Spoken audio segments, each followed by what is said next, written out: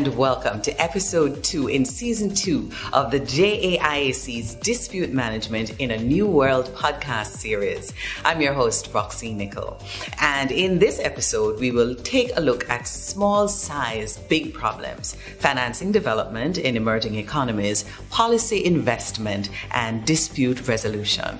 We're joined by our resident guest, Dr. Christopher Malcolm, JAIC Secretary General and Dispute Management Practitioner. Welcome back, Dr. Malcolm. Thanks, Roxene.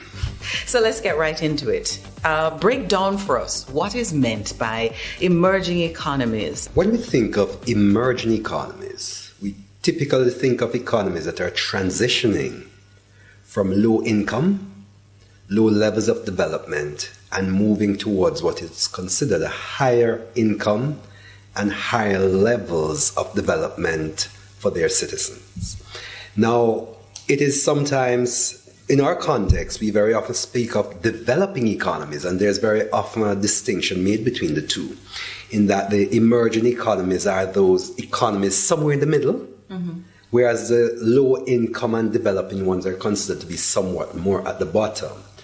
A lot of economies, including those in the region, are considered to be more on the cusp of emerging, though very often considered to be developing economies. And if we think of some economies, for example, that could be considered to be emerging, we think of a Russia, we think of, some persons even think of China, some think of Brazil and Saudi Arabia, and those economies where you see them moving away from what were traditionally more on the line of not lots of development by reference to what we consider to be first world economies. And they're moving towards that. And in fact, getting to a point where we're seeing the development standards in these economies being pretty much equivalent or tending towards what we see in what we consider to be the more developed economies. Set the tone for us, Doc. Sharing your interpretation of small size, big problems in the context of emerging economies. In our context of the Caribbean, for example, when we think of small size, we think of the fact that we have small geographic size, small population size, and generally speaking, small size of wealth or incomes. So that generally is where we are. Now, when you think of that now in terms of how that relates to emergence and how that relates to financing and those issues, the fact is that the smaller you are, the less you have in terms of capacity for scope and scale. So a small economy generally is one where you don't have the capacity for large scale industrial development, for example. You don't have large land mass which would allow you to enter into mega-sized developments of one nature or the other, or even mega-sized farming. So in our context, for example, in the Caribbean, when we think of a large farm of, say, growing sugar or bananas or whatever it is that is being grown, that in a sense is a small farm in what would be considered one of the bigger economies because of their sheer size and what they're able to invest in terms of what they do. So what that immediately does is that it means that for your economic development objectives and what you're doing, you are forced now to try to eke out and to have efficiencies being created without the possibility for the economies of scale, meaning that the larger you are, the more you can spread your investment and spread your labor and spread your other inputs across a broader range and a larger economy, personal economy, that you're able to rely upon. But with small size, you're forced into being efficient. How do you define economic development? Well, economic development, and sometimes people try to, and we should actually try to make this distinction between economic development and economic growth. Growth really is a linear measurement of, let's say we started at $20. And over time T, you're able to see a move to $25. You have a growth there of $5. Economic development, however, measures a lot more intangibles. And it does mean different things to different people. But the basic measure of economic development, which I think most people would agree on, is that economic development is really a concept where you look at wealth creation, how an economy is able to create wealth, which then is used to sustain and enable social and other benefits to the population. So economic development is much more holistic in nature than economic growth. So in the context, for example, of small and emerging economies and what they're required to do, when you're thinking of economic development, you're thinking of, yes, we're seeing the growth, but the question now you want to know is poverty being alleviated in a way which matters to everybody? Are you seeing the schools being developed? Are you seeing healthcare being developed? Are you seeing all of these other support services that make for better living going along with monies being developed by way of growth? So that is what economic development tends to be and what we should focus on. There must be some specific categories of problem faced by smaller economies. Can you say what some of those could be? Well, those frankly, they range in many ways. One of which I mentioned earlier in terms of the scope and scale. So a specific problem faced by small economies is one of scope and scale. And how does that manifest? It manifests in that because you have small capacity for the goods and services that you produce. You necessarily, for example, you can't produce or import in bulk in the way many other jurisdictions can. So let's say you're to go to the oil market. Let's use that as an example. Whereas a large economy, because of the large volumes that they're buying, can go to a major oil producer and purchase and expect to get bulk and volume discounts. Small economies are not able as well to get that, because you cannot go to a manufacturer and say, I'm purchasing however many millions of barrels of oil per day that a larger economy would be. So for them, it is just not as beneficial. Another thing that comes about in an interesting way as well is relating to, for example, banking services. Each bank needs to have its own banks in other jurisdictions. So let's say, for example, we're in Jamaica. If we want to do business in the US dollar, we have to have a bank in the US that is able to trade and deal in our US dollar transactions, because until you net and settle on a US bank, a US dollar note in your hand means absolutely nothing. But if it is that you're a small economy and you're trying to deal with a big bank, say in the US, as your correspondent bank, then what they will look at is the risk that they're undertaking, which quite frankly are not much different in larger than smaller economies. They're going to look at their profitability and make a decision. Is it worth my time? Is it worth my effort? Is the profit that I'm likely to make something that I'm prepared to go through the risk of dealing with? So those are some issues. And of course, you get to the issue as well that notwithstanding how small you are as a state, you still have to run the business of government. And there are multiplicity of issues relating to that, including financing. That when the financiers, again, are thinking, should I invest in an economy or not? They're looking to see what is the likely profitability that we're going to be looking at.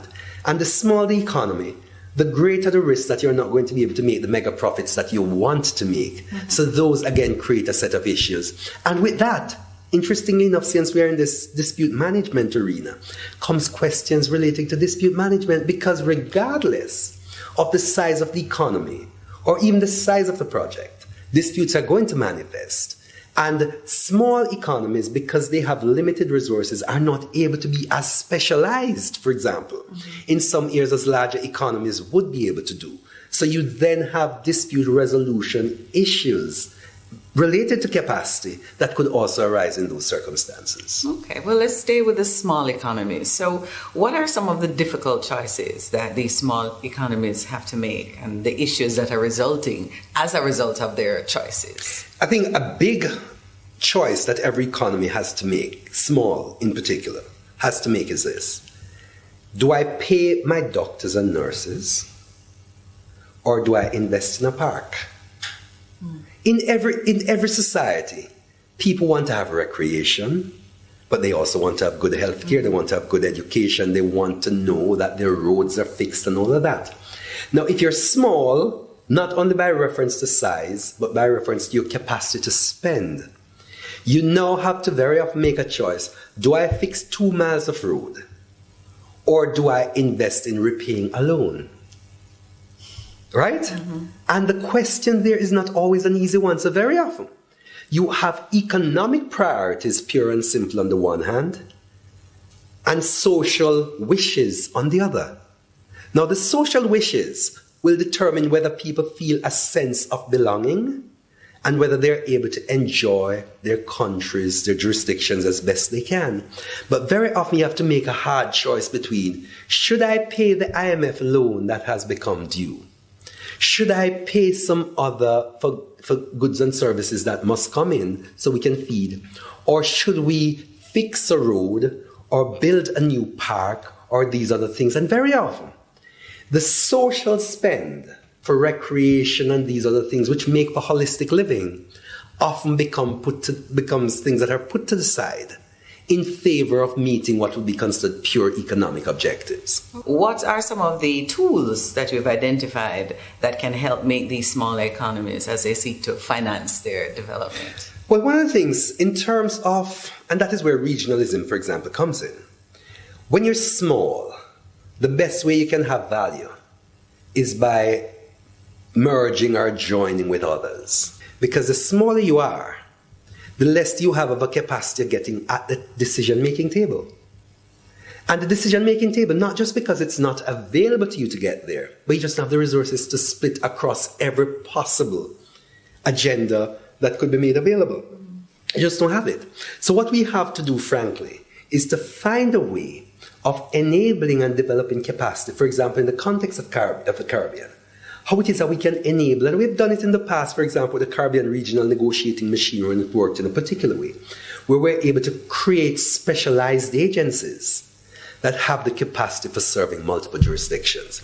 How do we, for example, in a region such as CARICOM, in other regions in the Pacific and elsewhere, find a way where you can create a pool that is able to serve multiple governments and to properly address their priorities? But with that is a difficulty. Why? Because every government has its own priorities, and every government would want to know that their priorities are moved at a pace they want to move it. So there are possibilities, but there are also limitations related to those possibilities, and that's one thing you need to look at. Another thing which I started looking at, frankly, probably about 20 or so years ago, was the area of dispute resolution, incapacity, or vulnerability, as I called it. And at the time, I was very interested in developing what I consider to be this dispute vulnerability index. And I've done some work on it, a fair amount of work on it, quite frankly. And the idea is how we can, in the context of the inevitability of disputes, find a way to ensure that we recognize and consider what inevitable disputes are likely to be in the context of our economies as a region as a whole, then find a way to develop the relevant skill sets, and then to ensure that we deploy those resources both at national level and at regional level as appropriate to deal with the disputes as they arise, so that we are not caught out often, as we are often do, in a situation where we just don't have the capacity and we're not able to deal with issues relating to intellectual property, issues related to trade and investment, and so on. On one hand, you have businesses, on the other hand, you have policymakers. Can you talk to us about their roles and how they converge in terms of development and better collaborate? The role of government, frankly, is typically to ensure that you create an enabling environment for businesses to function. So there's this symbiotic or synergistic relationship that really must be created between business and government, or business and policymakers. Because the policy really is supposed to be devised to ensure that the people in the society, including businesses, are able to thrive and feel a sense of belonging and a sense of capacity, of their capacity to become who they want to become. Now, in that context, businesses will, as they often do, lobby governments directly and indirectly, and governments need to be responsive to those in a way which balances the competing needs in any society. So on the one hand, you will have competing needs of businesses, but you will have the needs of what we would consider the ordinary citizen, who is not necessarily a business person in that context, whose interest needs also to be balanced. So you have to have an arrangement where businesses recognize that they're functioning with the support of government, and in a way where what they're doing should be aligned properly to government policies as well, in a way which makes for their own productivity. And government itself needs to develop policies and support mechanisms that are properly aligned with the capacity of the business community to grow, recognizing that it is when the businesses grow and thrive that the ordinary citizens will be able to have good employment, have good sources of revenue, develop their own individual economies, which by extension would then develop the economy as a whole. And just to remind you that the JAIAC's Dispute Management in a New World podcast series is available on Buzzsprout, Spreaker, Podbean, the JAIAC's YouTube channel, and wherever else you get your favorite podcast. And also to remind you, we're here in Jamaica at Regis Work Your Way. Hello, my name is Praveen Sandhu. I am an independent arbitrator in Vancouver, Canada, listed with Wassell & Wassell Arbitration Services. The topic I want to discuss today is financing development and resolving disputes that arise in that context. I'll talk about what that might look like here in Vancouver, and then I'll translate the example to what it may look like in an emerging economy. In Vancouver, a developer may be constructing a multi-phase commercial project. The project is local, the funds advanced are tied to lands here, and the parties are familiar with both the financing process and how disputes or roadblocks are resolved. They're reasonably confident in the local processes which are available, which they know and understand. In a developing economy, either a bank or private lender may consider financing a project, say a bridge for example. However, the party providing the financing may have some hesitancy based on the fact that if there is a dispute or roadblock, the project and the funds are in a foreign state. The lender is unfamiliar with the way legal proceedings work in that foreign state, or the lender is familiar and hesitant for that reason. One way to address this is to include a dispute resolution mechanism in the financing arrangement and all contracts related to the development. If the project is being undertaken by a government, then there's the added dimension of public interest. Any roadblocks that could arise out of that also need to be considered and addressed. This doesn't mean you show a potential lender that you're going to rebuild the court system or reform the police. Focus on the project and how it can proceed smoothly. A robust dispute resolution clause in every contract relating to the development demonstrates a commitment to resolving disputes efficiently and moving the project forward to completion on schedule. The host jurisdiction may lack the resources for a protracted dispute as well. The clause demonstrates that interests are aligned. All parties want the project completed efficiently, and that includes the ability to address disputes and remove roadblocks as they arise. A good relationship is not a perfect one in which no disputes arise. It's one in which a dispute is handled and the parties carry on. So, in their contractual arrangements for development projects and in their financing arrangements, developing economies in particular need to include, to the fullest extent possible, dispute avoidance provisions, dispute resolution provisions, early resolution, dispute boards, which include some form of swift enforcement mechanism, and provisions to keep the project moving forward even if there is a dispute. Lastly, they may want to consider some form of mediation, which is a simple and practical way to deal with some issues. In Canada, we say, make yourself feel at home when we want a guest to feel comfortable and secure. A good dispute resolution clause instills the same things: comfort, security, and predictability. Make your lender feel at home.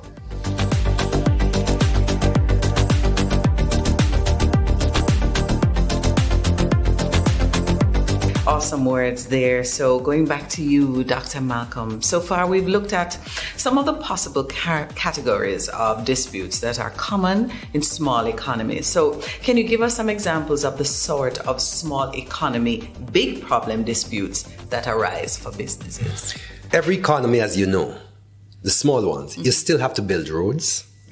You still have to build bridges. A lot of small economies also rely on mining. They rely on tourism And they rely on a number of things where, interestingly enough, very often, the investment for them comes from external sources in terms of the money, right? So immediately, what are we looking at? Once you're talking about building a road or a bridge, which very often is very heavy in investment in terms of the monies involved, the likelihood is that there's going to be a problem with the contractors, many of whom are foreign contractors, and lenders, most of whom will be foreign lenders, and government or other agencies that are involved in employing them or getting them involved in these projects. So there are a lot of infrastructure-related disputes that will come out of that. Another set of disputes that very often will arise, for example, let's use the tourism sector. In tourism, for example, and again, related again to development and infrastructure, if you're talking about tourism, one of the areas of tourism is the area of cruise shipping. But for there to be a cruise shipping industry, what do you need? You need piers. What are some of the inherent risks related to that? There may be dredging contracts which are not properly carried out. There may be building where the concrete is not properly poured. There may be issues in relation to you ask for a pier to be able to accommodate 3 Oasis class vessels. The contractor delivers something that only has capacity for 2 Oasis class vessels. And these are some of the things that are related there. In the context of small economies, an investment in a pier is very often a huge chunk of the gross domestic product. And it is something which very often you have to think twice about doing, in the understanding that if you do it well and it generates income, the economy as a whole will benefit. The same could happen for your airports and everything else. But what happens there is that because sometimes you're small and you have limited capacity, including negotiating capacity, very often a lot of small and even emerging economies end up in a situation where they do not have the requisite skill sets to properly negotiate their contracts. And one of the areas I find as a dispute management practitioner, which is quite something which I think we need to look at much more closely, is that very often, even where good skill sets go into the negotiating process, typically those skill sets are focused on the commercial arrangements and not necessarily on the dispute management arrangements. But as I often say, however good a commercial arrangement is, if you don't have that arrangement being planned to deal with disputes that are inevitable, and you don't have proper arrangements for how it is that those disputes are going to be resolved, then you could run into a serious problem which ends up undermining what could otherwise have been a good commercial project. We have a situation, for example, again, where because of inadequate skill sets, particularly in the area of dispute resolution, you find oftentimes that even where dispute resolution provisions are included in these contracts that are entered, and there are typically multiplicity of contracts related to single projects, you have that sometimes you overbuild in terms of the dispute resolution clause that you put in, or you sometimes underbuild in terms of the capacity of those clauses. When it gets to the point of dispute resolution, what do you then very often have to end up having to do as small economies? You very often have to then outsource your capacity for getting legal and other representation to deal with the very problems that have been created, which you were hoping would have been able to help you in dealing with your economic growth and development issues by reference to what they would do in terms of being able to help you to generate income. So it's really a cycle, and I think what it means in a very real way is that we have to be a little more thoughtful about what we do. And again, I get back to something I said earlier. We also have to find a way of being able to leverage regions and also to ensure that we have relevant persons always available to us who can be called upon, who have our best interests at heart. Give us a sense of these consequential disputes that arise at the national level. One of the things that happens in terms of investment in emerging and developing economies is that most of these economies have signed on to the Washington Convention, which establishes the International Center for the Settlement of Investment Disputes, right? And what we then have in these states is that very often, in an attempt to attract investment, they enter into bilateral or sometimes multilateral investment treaties. Now, what these treaties typically will provide is for the better of national or equitable treatment to be given to investors coming in. So they are saying, as investors, we are prepared to come in and we're prepared to make investment. But when we come in, we need to be treated as in the same way that you would treat any national in your country. Now, in that instance, when they're coming in, they're saying, here are the minimum standards to which we're entitled. Now, if they come in for an investment, and as an investor, they're not properly treated, what do they say? They say this country, the jurisdiction, the state, had held out on the treaty that they were entitled to minimum levels of protection that they have not now received. And in that context, what they sometimes will do, and it happens often enough, is that they will bring what we call an investor-state dispute in the context of ICSID or otherwise sometimes to be settled. And when they do that, the state, in this case Jamaica or Barbados or whichever other state, would then become a defendant or a respondent in those proceedings. And they would be brought in as respondents because they have not taken adequate steps to ensure that the investor received the level of protection that was promised. In smaller economies, it is rare to find any massive investment in infrastructure development that does not have the state or the country at the core, at the heart of it. So it is unavoidable almost to find major investment in these countries where the state itself, the country itself, will not itself be an appropriate respondent in proceedings where things go bad. So how do these businesses, or how should these businesses and countries engage large economies and large businesses? And are the fixes to these policy driven, or are there solutions that can be found in dispute management? Well, it's a combination of two things. In terms of how you engage, your best approach to engagement is being prepared so that when you go to the table, you're able to sit across from the other person to say, I am here to speak to you as an equal in terms of my capacity. Not necessarily an equal in terms of your financial ability, but an equal in terms of how well prepared you are to engage with the relevant issues. So preparation is key. Each project that you're involved in, you must go through a process of analysis which allows you to identify relevant risks, to ensure that you have a proper proposal to be made in terms of how those risks are to be best allocated, and then to have effective mechanisms in place for managing or mitigating those risks. So that is something that you take to the preparation table when you're going there to negotiate. The other thing you need to do when you get to these tables and in these arrangements in terms of ensuring that you're best protected is to ensure that you sign off on nothing without having had proper and relevant advice.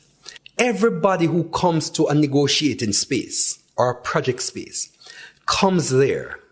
Each person comes with his or her own idea of what they want out of the project. Those ideas are more likely than not, to be in conflict with what the other person wants. Invariably, you end up signing an agreement where you try to balance that. But at the outset, you realize where we started. We started from a point of conflict because we have divergent interests to be served. Right. So if you go to that table recognizing that there are divergent interests to be served and conflicts, then at the start of what you're doing, you should start thinking, since I recognize that there are divergent or conflicting issues that give rise to this project in the first place, let us therefore then ensure that whatever we're doing, we're thinking, even though we're not hoping for it, we're thinking of the possibility of a dispute and what we may have to do. So you ensure that built into that relationship, built into the contracts and other arrangements that you enter, are arrangements which allow for dispute avoidance on the one hand, or dispute prevention, same sort of thing, allow for seamless management of conflicts and when they arise, and ultimately for effective resolution in a manner which best suits the project and the parties involved, if that is ultimately where you end up. Okay, so we're now at the table. Yes. So give us an example or two of how an effective disputes management strategy has been or could be useful in a smaller economy business. Well, let's take mining in Jamaica, bauxite mining in Jamaica. You start from a place where you have, on the one hand, there's a business where their primary objective is profit making. The primary objective of the government is or should be trying to see how they can best protect the interests of their citizens while also allowing for the necessary and required investment to be made that can allow you to get the resources, financial resources, that will allow you to elevate people from positions of poverty to positions of doing well, right? On the other hand, the citizens, their primary objective is, yes, to earn, but to ensure that we live in comfort and we don't have our children having to go to hospital consistently for asthma and other illnesses that may develop as a result of dust nuisance and so on. So there are those conflicting things. So what do you now need to do if you're talking about effective dispute management or conflicts management? The process must start out with effective consultation.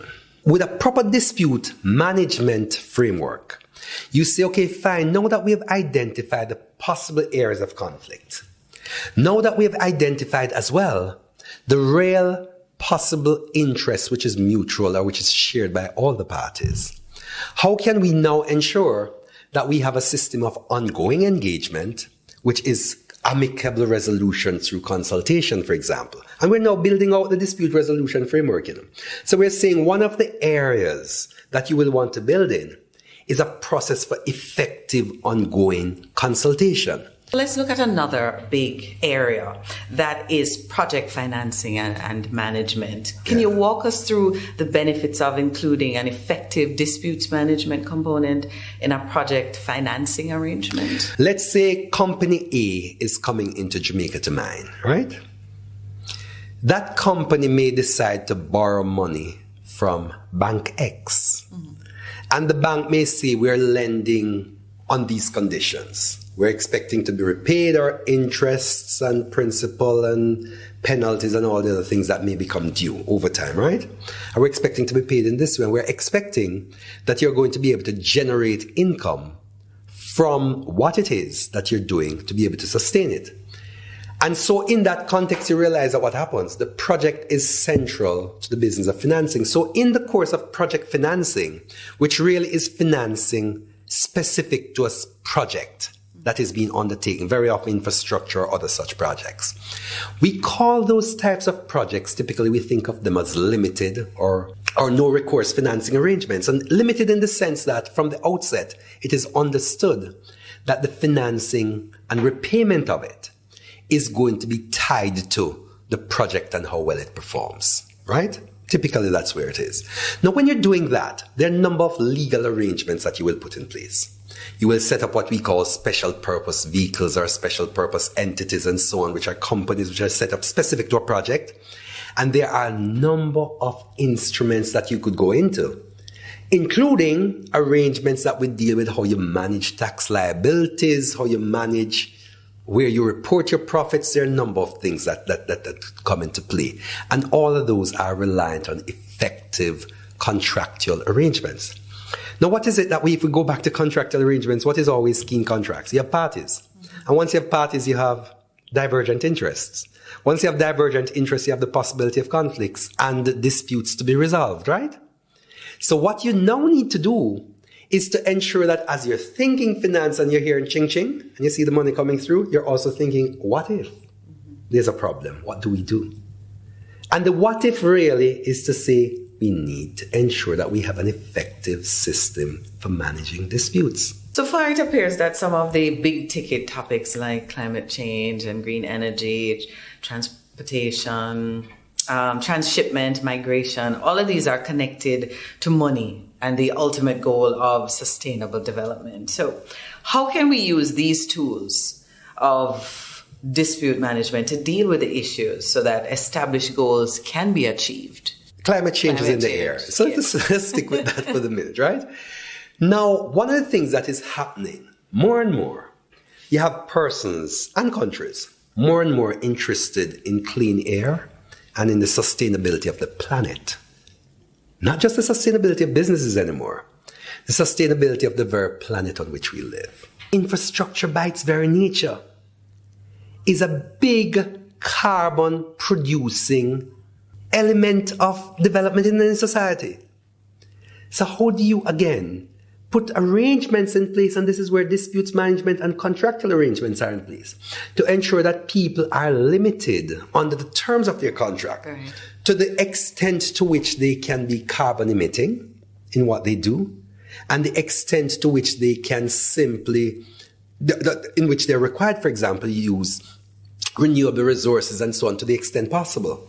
Now, what does dispute management do? Dispute management says if you have an obligation to do something and you fail to do it, then the other party should be able to take action against you for your failure and or breach. Mm-hmm. So if it is, for example, you negotiate terms of your contract that says that 30% of the inputs for this project must be made from renewable resources, and you instead do it at 20, then a dispute arises, which has to be managed. So you put effective systems in place, one, to monitor, because a critical element of dispute resolution or dispute management properly done is to ensure for effective monitoring mechanisms, right? So you will have a system where there are persons who are effectively watching to see that you're doing what you have promised to do. And even though that, to somebody looking on, may not be your typical dispute resolution per se activity, it is in the nature of a dispute avoidance mechanism. Because if you say you're to put 30% and you end up putting 20, then a dispute will manifest. If, however, somebody is monitoring to ensure that you put 30 instead of 20, you are now putting in effect a mechanism which avoids you're doing less than what you have promised to do, therefore the dispute is avoided. Before we go, here are some JAIAC Did You Know facts. Did you know that the JAIAC has entered Memoranda of Understanding and has collaborated with other institutions from across the globe? Did you know as well that Jamaica is a signatory to the 1958 Convention on the Recognition and Enforcement of Foreign Arbitral Awards, New York Convention? In addition, the Jamaican Arbitration Act of 2017 is a pure adoption of the UNCITRAL model law, which is compatible with the New York Convention and supportive of international best practice. Now, that's where we wrap for today, reminding you that we are here at Regis Work Your Way in Jamaica. Please remember to tune in to our bi-weekly Dispute Management in a New World podcast series, available on Buzzsprout, Podbean, Spreaker, the JAIAC's YouTube channel, and wherever else you get your favorite podcast. Until then, I'm your host, Roxene, and on behalf of Dr. Christopher Malcolm and the production team, thank you for joining us. Special thanks to our sponsors, JDIC, Protecting Deposits for You and Me, CIADR, Regis, Work Your Way, iNeutral, Dispute Resolution Made Easy, CP Malcolm, Dispute Management Practitioner, ADEB Consultants, Consulting Engineers for almost 60 years, Impact Justice, Improved Access to Justice in the Caribbean, and Wassel & Wassel Arbitrators Services Incorporated. I save because one day my little business is going to be a big deal. Yeah, and I make sure to put away a little something for him. And thanks to JDIC, deposit insurance protection on my savings gone up. You've been upgraded. Deposits held in commercial banks, building societies, and merchant banks are covered under the JDIC deposit insurance scheme up to $1.2 million per depositor per institution. JDIC. Protecting deposits for you and me. Book rooms by the hour or as long as you need. Regis meeting rooms are the perfect setting for your next pitch, interview, board meeting, or workshop. They're equipped with the latest technology, a friendly support team, and catering on request to ensure everything runs smoothly. Experience or meeting room solutions. Book your tour today by calling 876-618-8800 or visit regus.com.jm. That's regus.com.jm.